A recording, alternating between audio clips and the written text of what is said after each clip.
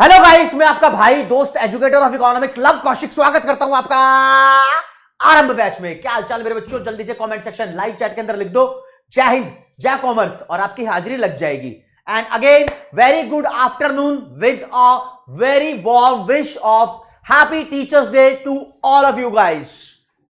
सभी सभी सभी बच्चों को मेरी तरफ से शिक्षक दिवस की हार्दिक शुभकामनाएं। क्योंकि माना कि मैं तुम्हारा टीचर, लेकिन तुम भी मानो टीचर कोई भी हो सकता है, कोई भी हो सकता है। आज के टाइम में मेरे बहुत सारे टीचर्स हैं, तुम्हारे भी बहुत सारे टीचर्स हो सकते हैं यार। जिससे भी मुझे सीखने को मिलता है वो मेरा टीचर है।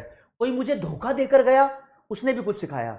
जो मुझे सच बोलता है कुछ सिखाता है, झूठ बोलता है वो भी मुझे कुछ सिखाता है। मेरे दोस्त मेरे दुश्मन कुछ ना कुछ सिखाते हैं, ये नेचर कुछ सिखाता है। जिससे भी कुछ भी सीखने को मिलता है वो सब टीचर है। तो सब चीजों को, सब लोगों को मेरी तरफ से शिक्षक दिवस की हार्दिक शुभकामनाएं। बस ये मेरा कहना है। और बाकी मैंने बता रखा है यार, सबकी जिंदगी में कोई ना कोई एक ऐसा टीचर जरूर होता है जो उसे जिंदगी भर के लिए याद रहता है। मेरी जिंदगी में भी है, आपकी जिंदगी में भी होंगे। तो बस मैं वही इंपैक्ट छोड़ना चाहता हूं कि बच्चे कम से कम याद रखें। और बस मैं आपकी समस्याओं का समाधान लगातार करता रहूं। और लव यू एवरीवन। फिर एक दिल वाली बात हो जाए तो आज की क्लास में दोस्तों मैं आपको माइक्रो इकोनॉमिक्स से थ्योरी ऑफ डिमांड वाला चैप्टर कंटिन्यू करा रहा हूं।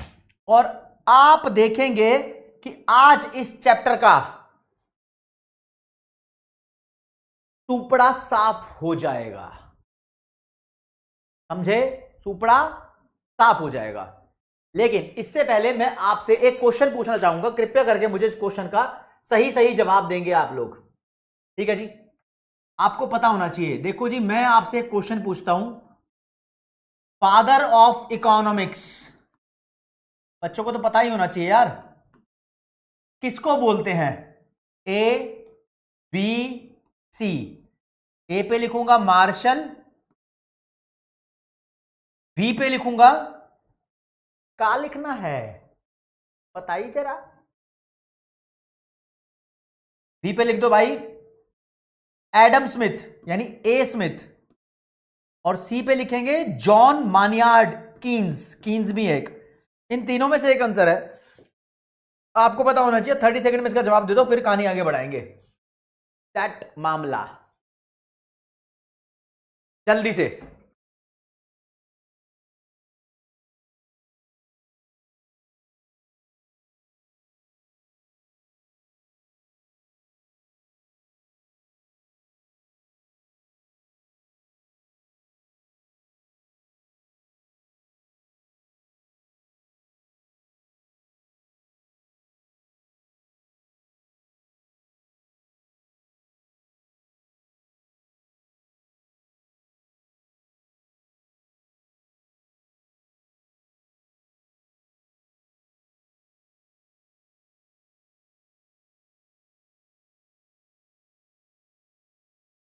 चलो जी उस्ताद, बच्चा बच्चा जानता होगा, जो इकोनॉमिक्स का धुरंधर बनना चाहता होगा, कि एडम स्मिथ को फादर ऑफ इकोनॉमिक्स बोलते हैं। ब्रिटिश इकोनॉमिस्ट हैं ये। तो ज्यादातर बच्चों ने सही आंसर दिया है। बहुत ही बढ़िया, बहुत जबरदस्त, बहुत जबराट खेले। तनिष्का, नीरल, सम्मान, हर्ष और आदिल, बहुत बढ़िया भाई, बहुत बढ़िया। दोस्तों आज की क्लास में हम डिमांड वाले चैप्टर से कुछ खतरनाक टॉपिक कवर करने वाले हैं। एक को बोलते हैं मूवमेंट अलोंग डिमांड कर्व और दूसरा है शिफ्ट इन डिमांड कर्व। आप मेरी प्यारी प्यारी बातें सुनते रहोगे तो आपको मजा आ जाएगा। आप जरा सुनना मेरी बात। मूवमेंट अलोंग डिमांड कर्व और शिफ्ट इन डिमांड कर्व की बातें करेंगे। तो देखो, इसके लिए सबसे पहले हम लॉ ऑफ डिमांड को याद करेंगे। लॉ ऑफ डिमांड को याद करेंगे तो लॉ ऑफ डिमांड, और चश्मा उतार दो यार, बहुत देर चश्मा ही पहन रखा है यार, इसको उतार दो पहले। ठीक है जी।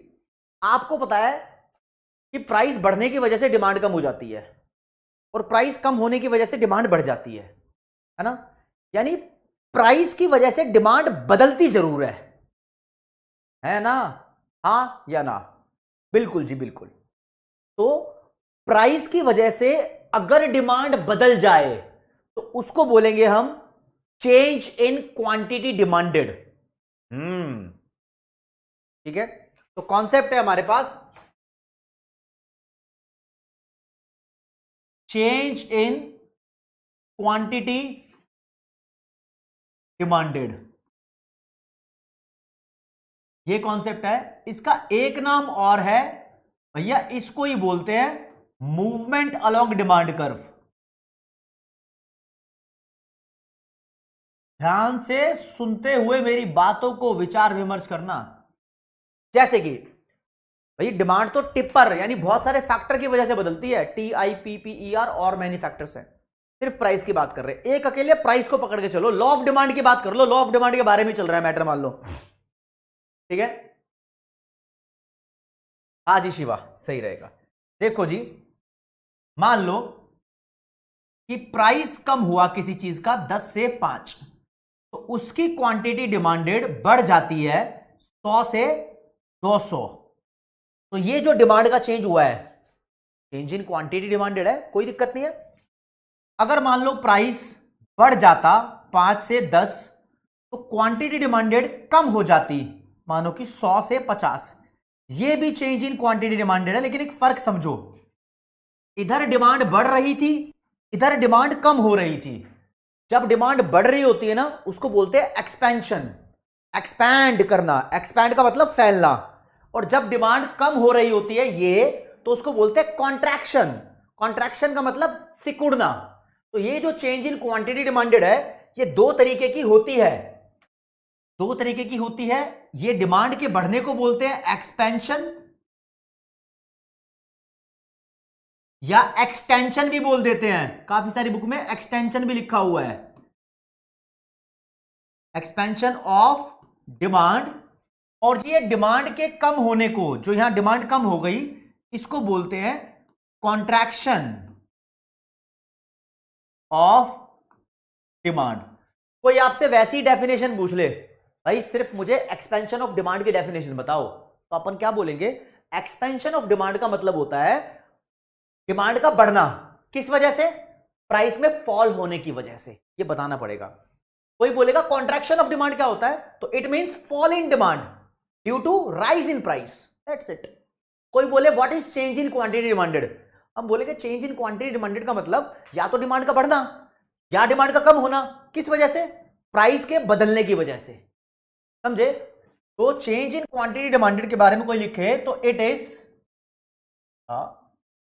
पेन थोड़ा सा पतला करेंगे, इट इज राइज और फॉल इन डिमांड, राइज और fall in demand due to change in price of on good only. Only लिख दिया मतलब अदर थिंग्स रिमेनिंग कांस्टेंट। तो सिर्फ प्राइस के बदलने की वजह से जब डिमांड बदल जाती है, चाहे वो बढ़ जाए चाहे वो कम हो जाए। अब कोई इसकी डेफिनेशन पूछ ले आपसे, भैया कॉन्ट्रैक्शन ऑफ डिमांड बताओ क्या होता है, तो इट इज, पेन का कलर चेंज करूं जाओ, है ना, तो it is fall in demand, किस वजह से? Due to rise in price, due to rise in price of on good, right. कोई इसकी डेफिनेशन पूछ ले, इसका मतलब डिमांड का बढ़ना, तो it is rise in demand, किस वजह से? Due to fall in price of on good. उम्मीद करता हूं सबको मामला सेट है, क्लियर है कि क्या पढ़ा रहा हूं मैं, समझे? समझे जी, समझे? चलो जी, बहुत बढ़िया। सप्लाई वाला तो यार बाद में होगा, जब ये यूनिट खत्म हो जाएगी आदिल भाई। अच्छा, फोन को रीस्टार्ट कर लो फिर, ठीक है जी। मैं इस चीज को डायग्राम पे शो करना चाहता हूं भाई, डायग्राम पे शो करूंगा, डायग्राम पे शो करते हैं। चलो जी, देख लेते हैं फिर डायग्राम। ये लो जी, यहां मैं बनाऊंगा एक डिमांड कर्व, ये रहा। यहां पर भी बनाऊंगा एक डिमांड कर्व, ये रहा। नाम लिखा है डिमांड कर्व का डीडी, डीडी बोलेंगे, डीडी। यहां पर एक सिचुएशन अज्यूम कर लेते हैं कि कोई भी पॉइंट है जहां पर कोई प्राइस है P1, क्वांटिटी है Q1। यहां पर भी कोई सिचुएशन एज्यूम कर लेते हैं, प्राइस है P1, क्वांटिटी है Q1, Q1 मतलब OQ1, ठीक है जी। अब पहले क्या दिख रहा है, इसमें प्राइस कम हो रहा है, तो प्राइस P1 से कम होकर मान लो P2 हो गया, तो उसकी वजह से डिमांड Q2 हो गई। तो देखा प्राइस कम हुआ था, डिमांड बढ़ी थी, सही है, ये शो कर दिया हमने एक्सपेंशन ऑफ डिमांड, ठीक है जी। अब इधर देखो, प्राइस बढ़ाओ, जैसे 5 से 10 हुआ था, कुछ भी कर दो, P1 से P2 कर दिया, टक्कर मारो कर्व पे, नीचे टक्कर मारो, तो क्वांटिटी Q2 हो गई, यानी प्राइस के बढ़ने की वजह से डिमांड कम हो गई। ये डायग्राम हो गया कॉन्ट्रैक्शन ऑफ डिमांड का। बिल्कुल लॉ ऑफ डिमांड वाली फील आ रही है, बिल्कुल लॉ ऑफ डिमांड वाली फील आ रही है, मैं समझ सकता हूं। लेकिन दोस्तों यहां पर मुद्दे की बात जो देखने को मिलेगी आपको, इस वाले डायग्राम में देखना कि P1 पे पहले ये हरे वाला पॉइंट था, फिर बाद में ये पॉइंट नीचे गिर के खिसक गया। ये खिसकने को बोलते हैं मूवमेंट, मूवमेंट हुआ है नीचे की तरफ, ठीक है। इधर देखो, पहले ये पॉइंट यहां था हरे वाला, और प्राइस बढ़ा जब, तो पॉइंट ऊपर चला गया, ये ऊपर की तरफ पॉइंट चला गया। तो जब डिमांड बढ़ती है, पॉइंट नीचे भागता है डिमांड कर्व के ऊपर, और जब डिमांड कम हो जाती है तो ये पॉइंट ऊपर की तरफ भागता है। तो इसके नाम भी है, एक्सपेंशन ऑफ डिमांड को हम डाउनवर्ड मूवमेंट भी बोलते हैं, downward movement along demand curve पूरा नाम है। और कॉन्ट्रैक्शन को हम अपवर्ड मूवमेंट भी बोलते हैं, upward movement along demand curve, समझे। तो ये एक दूसरे के नाम है। अगर मैं आपको चाहूं तो ये पूरी कहानी एक डायग्राम पे सेट कर दूं, कैसे, ये समझने में थोड़ी कॉम्प्लिकेशन आ सकती है बच्चों को, लेकिन फिर भी समझ तो आ ही जाएगा। ये लो जी,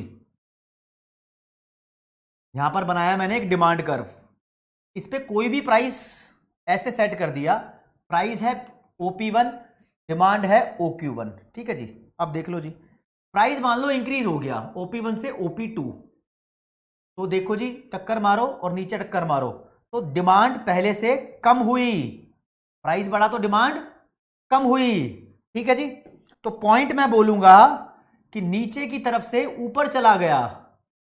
दोस्तों डिमांड का कम होना कॉन्ट्रैक्शन होता है, तो पॉइंट ऊपर चला गया कॉन्ट्रैक्शन में, तो अपवर्ड मूवमेंट बोलो या डिमांड का कम होना बोलो, सेम चीज इंडिकेट कर रहा है, ठीक है, कोई बात नहीं जी। अब मान लो प्राइस P1 से कंपेयर करें तो नीचे डिक्रीज हो गया, P3 बोल देता हूं, सामने टक्कर मारो, इसको नीचे टक्कर मारो। अगर प्राइस कम हुआ है तो डिमांड देखो बढ़ गई, लेकिन पॉइंट यहां से नीचे गिर गया, तो ये नीचे पॉइंट गिरता है डिमांड बढ़ते हुए, तो दिस इज कॉल्ड एक्सपेंशन, बढ़ना। ये डिमांड का बढ़ना एक्सपेंशन है भाई, ये डिमांड का कम होना कॉन्ट्रैक्शन है। कॉन्ट्रैक्शन में अपवर्ड मूवमेंट, एक्सपेंशन में डाउनवर्ड मूवमेंट। तो ये पूरा diagram movement along demand curve का बन गया, ये पूरा डायग्राम लॉ ऑफ डिमांड का भी है, ये पूरा डायग्राम एक्सपेंशन और कॉन्ट्रैक्शन का भी है, मिक्स है, ठीक है जी। तो प्रॉपरली इतना खतरनाक तो बनाना आता नहीं है, आधा आधा आता है। ये डायग्राम एक्सपेंशन का भी है, लॉ ऑफ डिमांड का भी है, ये डायग्राम कॉन्ट्रैक्शन का भी है, लॉ ऑफ डिमांड का भी है। लॉ ऑफ डिमांड इसलिए बोल रहा हूं बार बार, क्योंकि लॉ ऑफ डिमांड में प्राइस और डिमांड का नेगेटिव रिलेशन दिखाना होता है, दैट्स इट। ओके, रिपोर्ट है, बच्चों को समझ में आ गया होगा कि ये क्या होता है, क्वांटिटी डिमांडेड का चेंज, ठीक है जी। लेकिन दूसरी कहानी, क्या तुम्हें पता है, ये तो पता ही है, जब प्राइस बढ़ता है तो डिमांड कम होती है, जब प्राइस कम होता है तो डिमांड बढ़ती है। कभी कभी ऐसा होता है कि मोमोज का प्राइस उतना ही है, 30 रुपए की प्लेट थी, अभी भी 30 रुपए की प्लेट है, लेकिन हमने कल एक प्लेट खाई थी, आज हम 2 प्लेट खा रहे हैं। कभी कभी ऐसा होता है, छोले भटूरे 30 रुपए की प्लेट है, हमने तब भी डिमांड ज्यादा कर ली, है ना। कभी कभी हमारी डिमांड को प्राइस नहीं प्रभावित करता, प्राइस उतना ही रहता है जितना था, किसी और वजह से, या तो हमें भूख ज्यादा लगी है, या हमारा दिल कुछ कर रहा है, उस वजह से, कोई भी वजह हो सकती है। ऐसा नहीं होता कभी, मान लो प्राइस किसी चीज का 10 का 10 है, आपने फिर भी उसकी डिमांड बढ़ाकर 100 से 200 कर दी भाई, ऐसा होता है। घर में मेहमान आ जाए तो भी ज्यादा बिस्किट मंगाने पड़ते हैं, चाहे उतना ही रेट हो, है ना। कभी कभी ऐसा भी होता होगा, प्राइस मान लो 10 का ही 10 है, लेकिन तुम अब ज्यादा नहीं मंगा रहे, पहले 100 मंगाते थे अब 50 मंगाते हो। होता है या नहीं होता? बिल्कुल होता है यार, होता है ना। यानी बिना प्राइस के भी डिमांड बदल सकती है। जब डिमांड विदाउट प्राइस चेंज होती है तो ऐसा बोलते हैं डिमांड प्राइस को छोड़कर किसी और फैक्टर की वजह से बदली है। वो तुम्हारा टेस्ट भी हो सकता है, तुम्हारी इनकम भी हो सकती है, कोई दूसरी सिचुएशन भी हो सकती है। तो प्राइस को छोड़कर डिमांड किसी और वजह से बदल जाए तो उस कॉन्सेप्ट को बोलेंगे change in demand. Change in demand, ध्यान रखना दोस्तों, यहां मैंने लिखा था चेंज इन क्वांटिटी डिमांडेड, ये नहीं है, क्वांटिटी नहीं आ रहा, मतलब नाम इसलिए अलग रखा हुआ है क्योंकि कॉन्सेप्ट अलग है। तो यहां पर क्या लिखेंगे हम, change in demand. Change in demand क्या होता है? इसका मतलब डिमांड चाहे बढ़ जाए चाहे कम हो जाए, लेकिन प्राइस की वजह से नहीं, किसी और वजह से। तो इट इज इंक्रीज और डिक्रीज इन डिमांड। इंक्रीज और डिक्रीज इन डिमांड किस वजह से? Due to change in factors other than price. Price को छोड़कर, अदर देन प्राइस मतलब प्राइस को छोड़कर, other than price of on good. जैसे कि देखो, टेस्ट डिमांड को अफेक्ट करता है, बिल्कुल, इनकम भी करता है, प्राइस भी करता है, पॉपुलेशन भी करता है, एक्सपेक्टेशन भी, और रिलेटेड गुड्स का प्राइस भी। तुम सिर्फ प्राइस ऑफ ऑन गुड को छोड़ दो, इसको छोड़ दो, अगर इस वजह से, इस वजह से, इस वजह से, इस वजह से, या इस वजह से, या किसी और दूसरी वजह से डिमांड बदलती है तो उसको चेंज इन डिमांड बोलेंगे। लेकिन इसकी वजह से डिमांड बदलती है तो उसको चेंज इन क्वांटिटी डिमांडेड बोलेंगे। प्राइस ऑफ ऑन गुड की वजह से डिमांड बदली तो change in quantity demanded, price of on good को छोड़कर किसी और वजह से डिमांड बदली तो it is change in demand, right. अब चेंज इन डिमांड का कॉन्सेप्ट समझो जरा।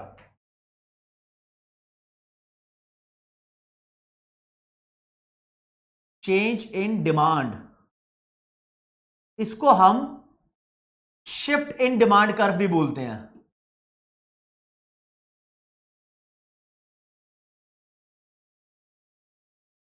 ध्यान रखना, अब कभी डिमांड इंक्रीज होती है, कभी डिमांड डिक्रीज होती है, तो ये दो तरीके की होती है, एक इंक्रीज इन डिमांड, एक होती है डिक्रीज इन डिमांड। अब साथ के साथ लिखता हुआ चलूंगा, आपको ज्यादा परेशान नहीं करूंगा। इंक्रीज इन डिमांड को हम rightward shift in demand curve भी बोलते हैं, और डिक्रीज इन डिमांड को हम leftward shift in demand curve भी बोलते हैं। समझे? ये राइटवर्ड शिफ्ट और ये लेफ्टवर्ड शिफ्ट, कैसे, क्या कहानी, तो मैं आपको बता देता हूं। देखो जी, यहां पर कर्व अगर बनाऊंगा डिमांड कर्व का, यहां देखो, एक यहां भी बनाऊंगा, तो कैसे बनेंगे वो? मान लो हरे रंग का कर्व है डिमांड कर्व, यहां पर प्राइस कितना है P1, क्वांटिटी कितनी है Q1। प्राइस कांस्टेंट रहना चाहिए, प्राइस इतना ही रहना चाहिए, इतना ही, इतना ही, इतना ही, इतना ही, इतना ही रहे भाई, कोई बात नहीं। लेकिन क्वांटिटी बढ़ जाए, मान लो क्वांटिटी Q2 हो गई, तो इसको यहां टक्कर मारो। तो नया कर्व मैं सफेद रंग से बनाना चाहूंगा, पैरेलली बना दो। तो ये जो कर्व बनाया है नए वाला, ये दिखा रहा है राइटवर्ड शिफ्ट। ये लो जी, साफ बन गया राइटवर्ड शिफ्ट। राइटवर्ड शिफ्ट में डिमांड तो बढ़ जाती है लेकिन प्राइस उतना ही है। और अगर यहां दिखाया जाए तो एक डिमांड कर्व ये ले लो, यहां पर कोई भी प्राइस ले लो, कोई भी क्वांटिटी ले लो, जो तुम्हारा मन कर रहा है, आपको बस क्वांटिटी कम करके दिखानी है, मतलब डिमांड डिक्रीज होनी चाहिए। यहां टक्कर मारो, जो आपका मन कर रहा है वो कर्व बनाओ। तो ये डिक्रीज हो रहा है, तो ये लेफ्टवर्ड शिफ्ट हो रहा है, उल्टी तरफ शिफ्ट हो रहा है। इसकी टेबल बनानी है इंक्रीज इन डिमांड की, तो प्राइस को कांस्टेंट रखो, डिमांड को इंक्रीज करके दिखा दो, मान लो 100 से 200। अगर डिक्रीज इन डिमांड की टेबल बनानी है तो प्राइस को कांस्टेंट रखो, जो मर्जी रखो, जो तुम्हारा मन कर रहा है, लेकिन डिमांड डिक्रीज करके दिखानी है तो उसकी वैल्यू कम कर दो 100 से 50। That's it. ये चेंज इन डिमांड का कॉन्सेप्ट है। अब आपको सही और ज्यादा तरीके से बताता हूं। ये लो जी, डिमांड कर्व अगर राइटवर्ड शिफ्ट हो जाए तो ये इंक्रीज इन डिमांड है। इसका पता कैसे लगाते हैं? कोई भी प्राइस पकड़ लो, मान लो P1, दोनों पे टक्कर मारो, इस पर डिमांड Q1 है, दूसरे पे डिमांड Q2 है, यानी प्राइस नहीं बदला, डिमांड इंक्रीज हुई है। तो ये राइटवर्ड शिफ्ट का भी कर्व है और ये इंक्रीज इन डिमांड का भी कर्व है। ओके, और अगर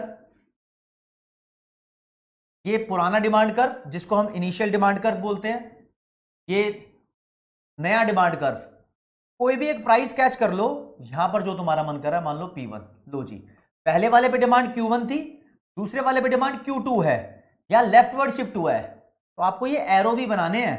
ये डिक्रीज इन डिमांड का डायग्राम है, ये लेफ्टवर्ड शिफ्ट का डायग्राम है। अगर आप इन दोनों डायग्राम्स को एक ही चीज में कवर करना चाहते हो तो कर लो, किसने मना किया है?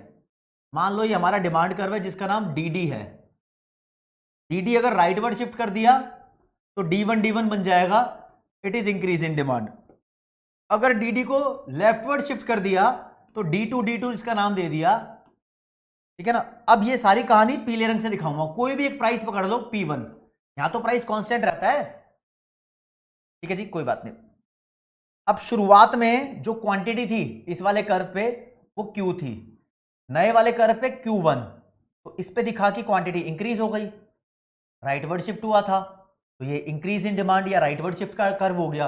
अब इस पे देखोगे तो क्वांटिटी पहले से इससे कंपेयर करें तो कम है, क्योंकि डिमांड कर्व लेफ्टवर्ड शिफ्ट हुआ था। तो ये पूरा डायग्राम चेंज इन डिमांड का है, या आप मान सकते हो शिफ्ट इन डिमांड कर्व का है। ठीक है जी, ओके जी, ठीक है जी। तो क्वेश्चन आएगा, अब यहां से लेटेस्ट बात आप सुन ला, causes of change in quantity demanded. Quantity demanded में चेंज होने के कौन से रीजन है? एक, सिर्फ एक रीजन है, it is price of on good, यही है। लेकिन आपसे पूछा गया रीजंस या फिर causes of change in demand, तो हम बताएंगे इसके तो बहुत सारे रीजन होते हैं, प्राइस को छोड़कर सारे, जैसे कि टेस्ट एंड प्रेफरेंस। टेस्ट अगर फेवरेबल है तो डिमांड इंक्रीज हो जाएगी, अनफेवरेबल है तो डिमांड डिक्रीज हो जाएगी, ठीक है। जैसे कि इनकम ऑफ द बायर, अगर नॉर्मल गुड्स में इनकम बढ़ गई तो डिमांड बढ़ जाएगी, और इनकम कम हो गई तो डिमांड कम हो जाएगी।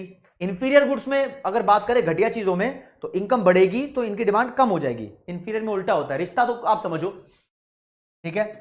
पॉपुलेशन यानी नंबर ऑफ कंज्यूमर भी हो गया, expectation of change in price भी है यहां पर, और प्राइस ऑफ रिलेटेड गुड्स भी है।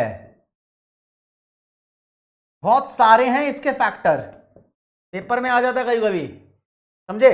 यहां बच्चों का डाउट खींच ले जरा, क्या पूछ रहे हैं? अच्छा, ब्राइटनेस, अच्छा तनिष्का कराते हैं इसको, प्रीवियस के प्रीवियस वापस एक्सप्लेन कर दीजिए। ये बार बार कर रहा हूं, टेंशन मत लो, ठीक है जी, करता हूं ये सारे डाउट्स मैंने देख लिए। हैप्पी टीचर्स डे भाई, happy teachers day, all clear है, बहुत बढ़िया है। नहीं, हर बंदा ना ग्राफ पे एक्सप्लेन नहीं करना पड़ेगा, ये ऐसे ही बना दो अपनी कॉपी में। आप बना सकते हो, साक्षी नोट्स बना सकते हो, लेकिन हैंड रिटन नोट्स आपको मिलते ही मिलते हैं, ठीक है। ओके जी, चलो जी उस्ताद, बात समझ में आ गई। अब देखो, आपको बताता हूं, डिमांड को अफेक्ट करने वाले factors, taste, income, price, population, population को ऐसे लिख दिया, एक्सपेक्टेशन और रिलेटेड गुड्स का प्राइस। अब प्राइस में कोई भी बदलाव आएगा तो मूवमेंट अलोंग डिमांड कर्व होगा। क्या? मूवमेंट अलोंग डिमांड कर्व, या फिर चेंज इन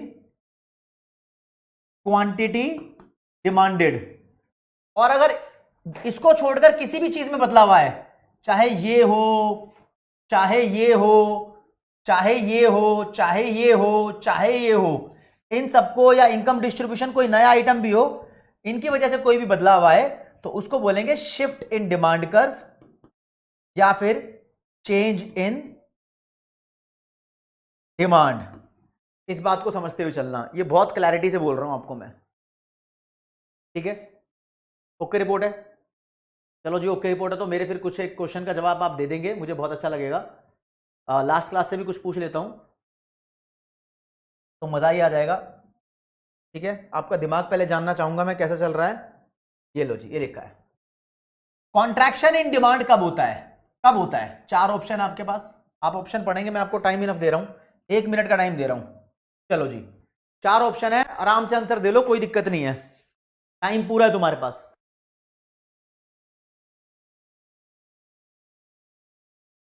भाई थ्योरी ऑफ डिमांड का लेक्चर नंबर 3 चल रहा है, जिन बच्चों को ना पता हो।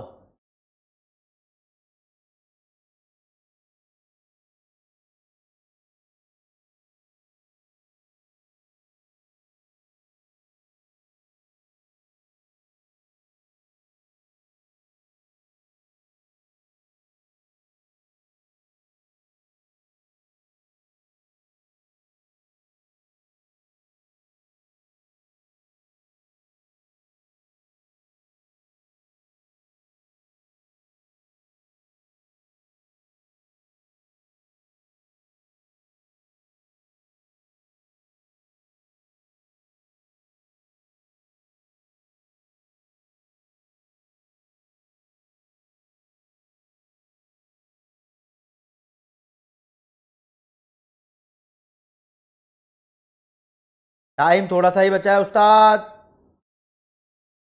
जल्दी जल्दी जल्दी।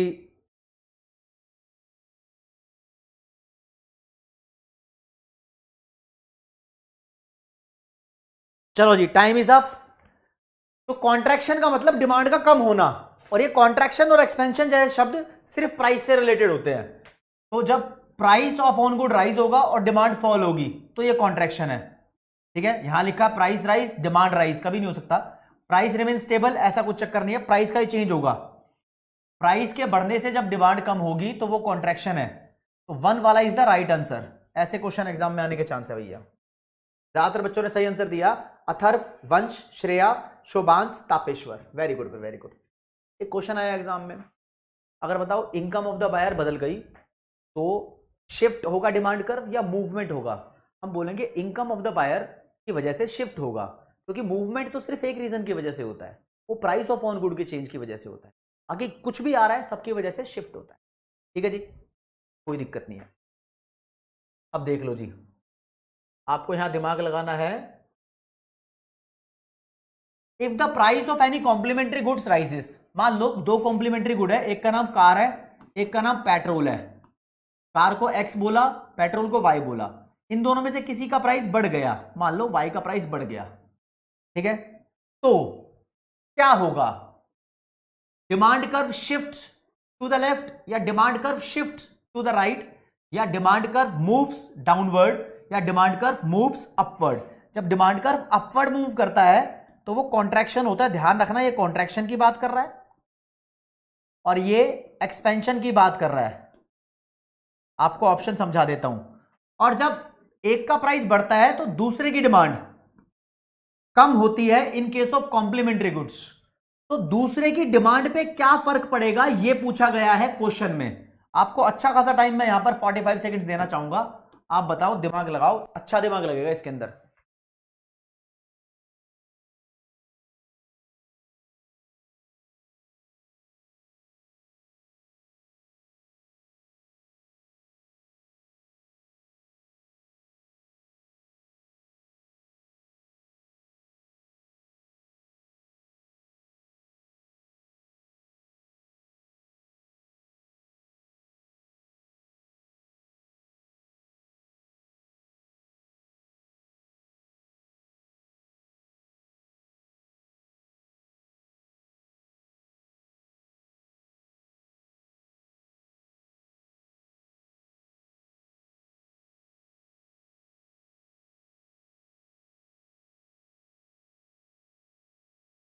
चलो जी चलो जी चलो जी चलो जी, आगे बढ़ते हैं। देखो जी, प्राइस ऑफ ऑन गुड नहीं है, प्राइस ऑफ कॉम्प्लीमेंट्री गुड्स है। कॉम्प्लीमेंट्री गुड मतलब रिलेटेड गुड का प्राइस है। रिलेटेड गुड का प्राइस है, खुद का प्राइस नहीं है। खुद का होता तो एक्सपेंशन या कॉन्ट्रैक्शन में से कोई एक बात होती, किसी और का है, अदर फैक्टर है, अदर फैक्टर की वजह से शिफ्ट होगा डिमांड कर्व। अब देखो, एक का प्राइस बढ़ेगा तो दूसरे की डिमांड कम होगी ना, तो लेफ्टवर्ड शिफ्ट होगा, तो shift to the left, demand decrease होगी ना, इस वजह से। तो 1 इज द राइट आंसर। और यहां देखेंगे कितने लोगों ने दिमाग चलाया। बहुत कम बच्चे दिमाग चला पाए हैं भाई, क्योंकि देखो एक का प्राइस या बढ़ रहा है तो दूसरे की डिमांड कम होती है। पहले बता भी दिया था, कॉम्प्लीमेंट्री गुड्स में उल्टा रिलेशन होता है। जल्दी आंसर दिया नीरल, तापेश्वर, अथर्व, निखिल और अंजल ने। ठीक है जी, आप मेरी बात सुनो। एक बच्चा बोल रहा है सर डिमांड और क्वांटिटी डिमांडेड का अंतर बताओ क्या होता है। देखो जी, मैं एक टेबल बनाता हूं। इधर लिखा मैंने प्राइस 10, 20, 30, फिर लिखी है मैंने क्वांटिटी डिमांडेड। प्राइस बढ़ रहा है तो डिमांड कम कर दूं, 300, 200, 100। दोस्तों देखो, एक्चुअली जब भी हम टेबल बनाते हैं तो वैल्यूज किसकी लिखते हैं, क्वांटिटी डिमांडेड की, कभी भी डिमांड नहीं लिखते। तो अगर एक बच्चा घर सोच के जाता है ना, 10 रुपए के मतलब 300 रुपए के मोमोज मिले तो 10 प्लेट ले लूंगा, 200 रुपए के मोमोज मिले तो 20 प्लेट ले लूंगा, और 100 के मोमोज मिले तो 30 प्लेट ले लूंगा। This is called demand. उसकी विलिंगनेस है कि वो इतने इतने रुपए पर इतनी इतनी डिमांड करना चाहता है। लेकिन एक फिक्स प्राइस पे अगर बात करो, 10 रुपए पे कितना खरीदना चाहता है वो, 300, तो ये एक अकेली क्वांटिटी डिमांडेड है। ये जितनी भी क्वांटिटी लिखी है ना, ये सब क्वांटिटी डिमांडेड है। तो क्वांटिटी डिमांडेड और डिमांड में एक ही अंतर होता है। अगर मैं बोलूं डिमांड क्या होती है, तो डिमांड एक बायर की विलिंगनेस होती है किसी भी कमोडिटी को परचेज करने के लिए गिवन प्राइसेस पर, अलग अलग प्राइस पर जो वो खरीदना चाहता है, यानी अलग अलग प्राइस पर अलग अलग डिमांड। ये पूरी टेबल डिमांड की है, ध्यान रख रहे हो, ये पूरी टेबल डिमांड की है, अलग अलग क्वांटिटी और अलग अलग प्राइस का मिक्स डिमांड है। लेकिन किसी एक पर्टिकुलर प्राइस पे पर्टिकुलर बात करो तो इट इज डिमांड और quantity demanded, right. Fixed price पे जो बात हो रही है it is quantity demanded, right. तो ठीक है, दोनों में डिफरेंस एक ही है, यही लिखा जाएगा। ठीक है, चलो जी आगे बढ़ते हैं। उस्ताद क्वेश्चन आया, इंक्रीज इन इनकम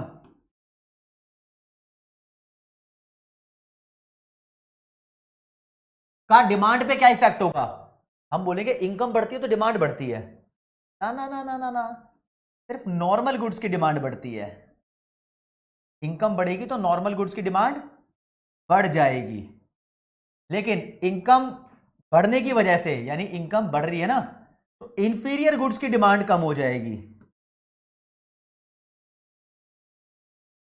इसकी डिमांड कम हो जाएगी। पेपर में ऐसा क्वेश्चन बहुत सारी जगह पर है। और जब किसी की डिमांड बढ़ती है तो उसका डिमांड कर्व राइटवर्ड शिफ्ट हो जाता है खटाक से। ये डायग्राम भी बन जाएगा, जो तुम्हारा मन कर रहा है ऐसे Q1 Q2 लिख दो, खटाक से, कोई फर्क नहीं पड़ रहा। और इसका डायग्राम क्या बनेगा, पहले वाला डिमांड कर्व, फिर दूसरे वाला, ये लेफ्टवर्ड शिफ्ट हुआ है, कोई भी प्राइस ले लो, क्वांटिटी Q1 फिर Q2, ऐसे लेफ्टवर्ड शिफ्ट हुआ है। ये ध्यान रखना एक बारी, ये लेफ्टवर्ड शिफ्ट हुआ है डिमांड कर्व। ठीक है, आपको पहले वाला नॉर्मल सीधी लाइन, दूसरे वाला डॉट डॉट डॉट करके बना देना, पेंसिल से बनाना डायग्राम आप। ठीक है, ऐसे बनाना। या फिर चलो एक क्वेश्चन मैं आपको बता देता हूं। क्वेश्चन आ गया, explain how income of buyer affects demand for a commodity. Diagram use करना है।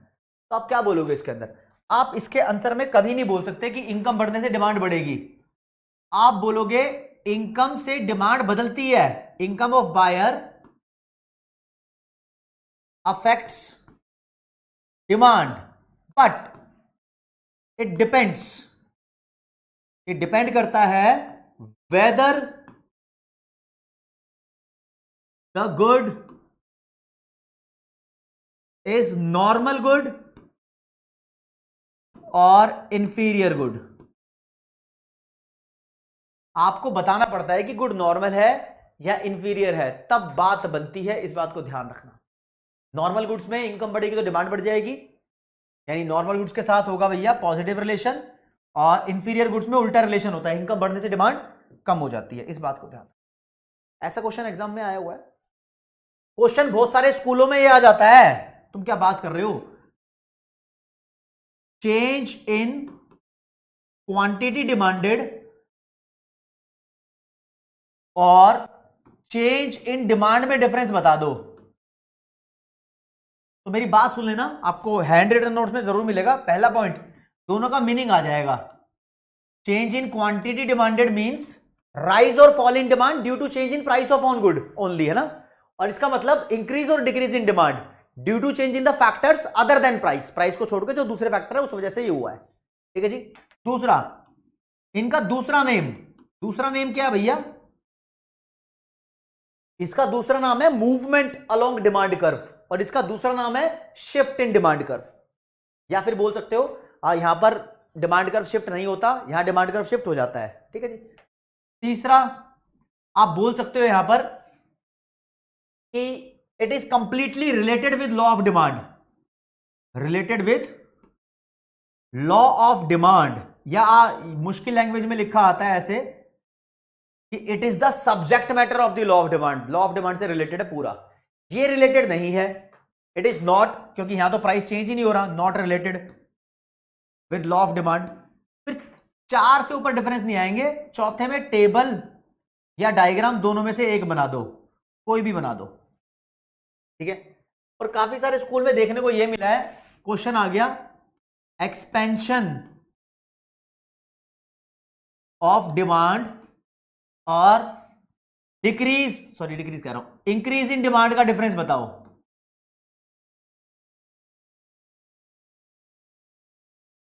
ठीक है जी, कोई बात नहीं, बता देते हैं। थर्ड नंबर पे डिफरेंस लिखना टेबल। एक्सपेंशन का मतलब क्या होता है, डिमांड का बढ़ना। डिमांड कैसे बढ़ेगी, 100 से 200। कब बढ़ती है ये, जब प्राइस कम हो जाता है 10 से 5। और ये इंक्रीज इन डिमांड क्या होता है भैया, प्राइस में कोई बदलाव नहीं आ रहा, फिर भी डिमांड इंक्रीज हो रही है। 100 से मान लो 150 हो गई, 200 हो गई, जो तुम्हारा मन करे। तो इससे डेफिनेशन भी पता लग गई। अब पहले पे लिखना मीनिंग। एक्सपेंशन का मतलब क्या होता है, इसका मतलब होता है rise in demand due to fall in price.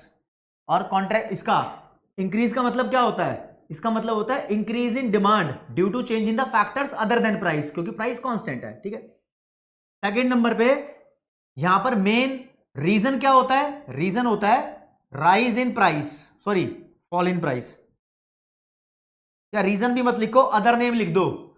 Expansion of demand का दूसरा नाम क्या है, it is called downward movement. Downward movement ही बोलेंगे, downward movement along demand curve.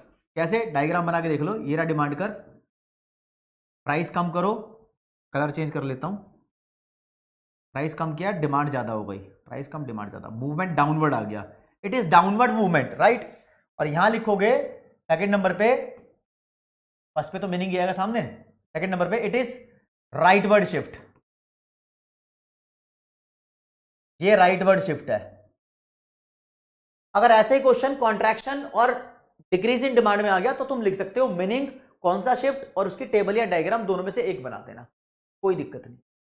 अब एक बच्चे ने ये पूछा, सर मेरे तो पेपर में ये क्वेश्चन आया था, assumptions of law of demand क्या है। अलग से हटके बता रहा हूं, देखो जी, लॉ ऑफ डिमांड क्या बोलता है, लॉ ऑफ डिमांड बोलता है प्राइस और डिमांड में नेगेटिव रिलेशन है if other factors remain constant. जो इफ के बाद लाइन लिखी है ना, अदर फैक्टर्स रिमेन कांस्टेंट, वही अजम्पशन है। अदर फैक्टर्स के नाम लिखो, सबके आगे लिखो कांस्टेंट, वो सब अजम्पशन बन जाएगी। अदर फैक्टर जैसे कि मैं बात करूं, हिपर होता है ना, पहला हो गया टेस्ट एंड प्रेफरेंस, ठीक है। दूसरा हो गया इनकम ऑफ द बायर। तीसरा हो गया नंबर ऑफ कंज्यूमर्स या फिर पॉपुलेशन बोल लो। चौथा हो गया प्राइस ऑफ रिलेटेड गुड्स। और बहुत सारे हो गए, बस सबके लास्ट में ये लिख दो रिमेन्स कांस्टेंट या रिमेन्स अनचेंज्ड, ये सबके लास्ट में लिखा जाएगा, सबके लास्ट में। तो ये अजम्पशन भी बन जाएगी लॉ ऑफ डिमांड की, डरने वाली कोई बात नहीं है। तो ओवरव्यू लोगे इस चैप्टर का, पेपर में क्वेश्चन क्या आता है आपको बताता हूं, एग्जाम रिलेटेड देख लो। ओवरऑल चैप्टर के बारे में सबसे बड़ी चीज, नंबर 1 पे आपको लॉ ऑफ डिमांड का क्वेश्चन आ जाएगा, state law of demand, table और डायग्राम से। लॉ ऑफ डिमांड के उस्ताद मैंने आपको रीजन भी कराए हैं, लॉ ऑफ डिमांड के मैंने अब आपको अजम्पशन भी कराई है, और लॉ ऑफ डिमांड के मैंने आपको टेबल डायग्राम भी कराया है, मीनिंग भी कराया है, और साथ साथ में इसके एक्सेप्शन भी कराए हैं, बस इनको मत भूलना। दूसरा टॉप क्वालिटी का क्वेश्चन यहां से बनता है फैक्टर अफेक्टिंग डिमांड का। फैक्टर अफेक्टिंग डिमांड का जब भी क्वेश्चन आ जाए तो आप समझ सकते हो उसके आंसर में हम लिखते हैं taste, income, price, population, expectation और रिलेटेड गुड्स, और जिसको जो लिखना है और फैक्टर्स भी होते हैं वो लिख सकता है, मैंने कराए भी हैं। थर्ड पे यहां पर आता है individual demand versus market demand, बहुत सारे स्कूलों में देखने को मिलेगा। और चौथे का द हॉट क्वेश्चन है change in demand versus change in quantity demanded.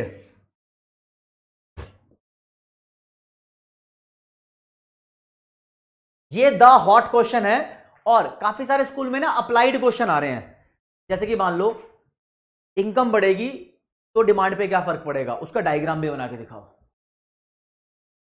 ठीक है, इस बात को समझो। तो these are the important and hot things in the chapter. Inferior का मतलब घटिया होता है आलोक, हैप्पी टीचर्स डे। नहीं, स्टेट में नहीं है, नहीं स्ट्रेट लाइन भी हो सकता है पार्थ, और नो कर्वी भी हो सकता है, जैसे मर्जी बना लो, कोई फर्क नहीं पड़ रहा, ठीक है। क्रॉस प्राइस इफेक्ट का मतलब होता है एक गुड का प्राइस जब दूसरे की डिमांड को इफेक्ट करे तो it is cross price effect. ये सब्स्टिट्यूट गुड्स और कॉम्प्लीमेंट्री गुड्स में होता है।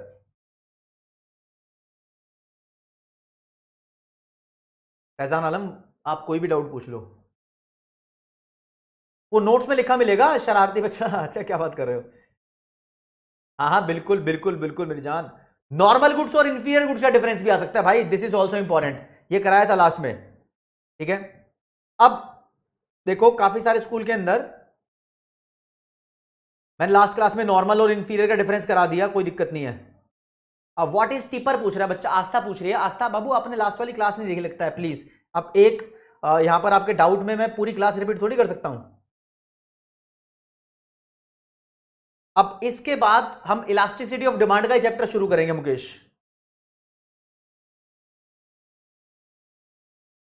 ठीक है जी, ओके, रिपोर्ट है जी, कोई दिक्कत वाली बात नहीं है। आ जाओ जी, अगला क्वेश्चन आपके सामने पेश किया जाता है, which is a reason of change in demand. Change in demand बोला है, चेंज इन क्वांटिटी डिमांडेड नहीं बोला। कौन सा रीजन है? कंज्यूमर की इनकम में बदलाव, या प्राइस ऑफ रिलेटेड गुड्स में बदलाव, या पॉपुलेशन इंक्रीज होना, या ऑल ऑफ दिस।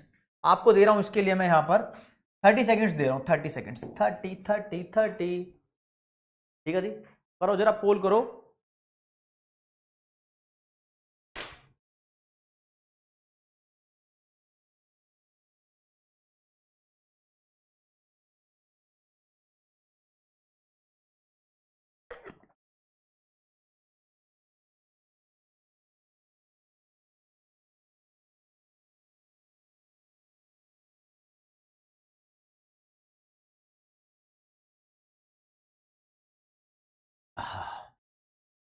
हाँ जी, साफ दिख रहा है। चेंज इन डिमांड तो अदर फैक्टर की वजह से होगी, ये भी अदर फैक्टर है, ये भी अदर है, ये भी अदर है, तो all of the above is the right answer हो जाएगा।